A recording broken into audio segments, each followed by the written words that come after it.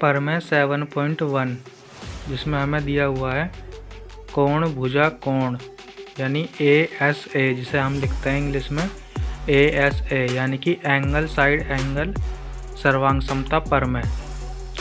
तो इसमें दो त्रिभुज सर्वांग होते हैं यदि एक त्रिभुज के दो कोण तथा इसके अंतर्गत भुजा दूसरे त्रिभुज के दो संगत कोण तथा उनके अंतर्गत भुजा समान हो।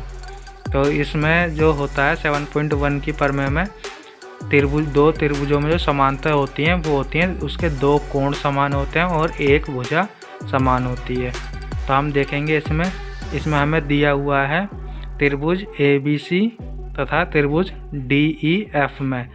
तो यहाँ पर हमें जो दिया हुआ है वो दिया हुआ है कोण B बराबर है कोण E के और कोण C बराबर है कोण F के तथा यहाँ पर हमें BC बराबर EF दिया हुआ है। तो हम यहाँ पर जो सिद्ध करना है वो सिद्ध करना है कि त्रिभुज ABC सर्वांग होंगे त्रिभुज DEF के।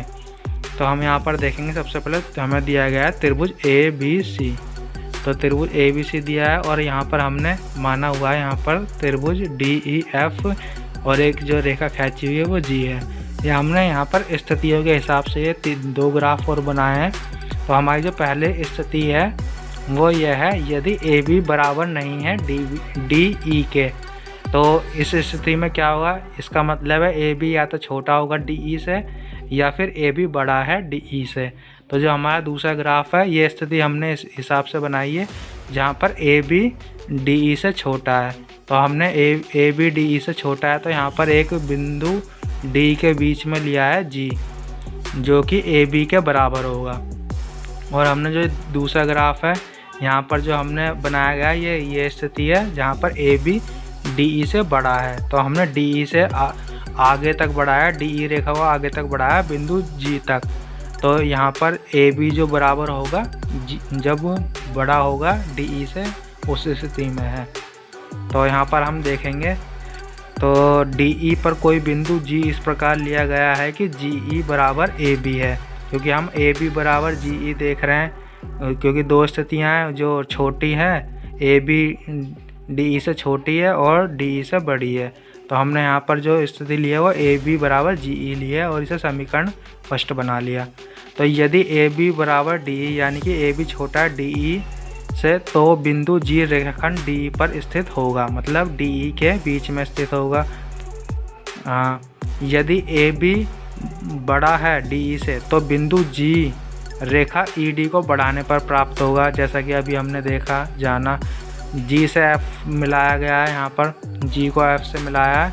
तो त्रिभुज ABC तथा त्रिभुज GEF में AB बराबर होगा GE के। तो यहाँ पर हम देखेंगे AB बराबर होगा GE के जब AB छोटा होगा DE से। तो ये हो गया AB बराबर GE, समीकरण फर्स्ट से हमने ले लिया। तो कोण B बराबर होगा कोण E के जो हमें दिया है और कोण BC ये BC जो है भुजा होगी वो बराबर होगी EF के, यह हमें दिया हुआ है जो इसका आधार है BC बराबर होगा EF के। तो यहाँ पर हम लिखेंगे कि जो त्रिभुज ABC सर्वांग सम होगा त्रिभुज GEF के, किस नियम के द्वारा, SAS के द्वारा, क्योंकि हमने अभी देखा जिसमें दो भुजाएं बराबर हैं। जो एक हमने मानी यहाँ पर कौन सी AB बराबर GE, एक भुजा हो गई ये बराबर है और एक कोण हमने कोण B और कोण E बराबर माना है, यहाँ पर दिया हुआ है जो हमें। तो एक कोण हो गया और दो भुजाएं हो गई बराबर।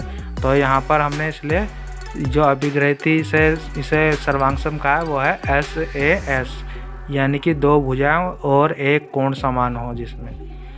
तो आगे हम देखेंगे तो जो कोण C बराबर होगा GFE के। अगर यहाँ पर अगर हम देखें तो कोण C जो है वो बराबर होगा यहाँ पर GFE के। अगर हम यहाँ देखें GFE के तीसरा जो हमारा ग्राफ है तो ये GFE के बराबर होगा हमारा कोण C।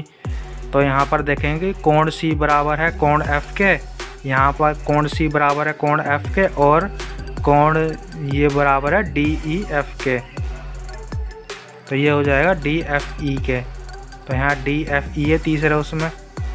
तो यहाँ पर हम देखेंगे कि यह तभी संभव है जब GF ई तथा डी एफ एक दूसरे के संपाती हों और जी तथा डी एक ही बिंदु है, ये तभी संभव है। इसका मतलब यह है कि जो हम बिंदु मान रहे हैं हर स्थिति में, तो जी बिंदु को मान रहे हैं, उसका मतलब यह है कि जी और जो डी बिंदु हैं वो एक ही जगह पर, एक ही बिंदु स्थित हैं, एक ही स्थान पर। तब हमारा जो त्रिभुज ए बी सी है तो सर्वांग सम होगा त्रिभुज डी ई एफ के, जैसा कि हमने यहाँ पर सिद्ध कर दिया।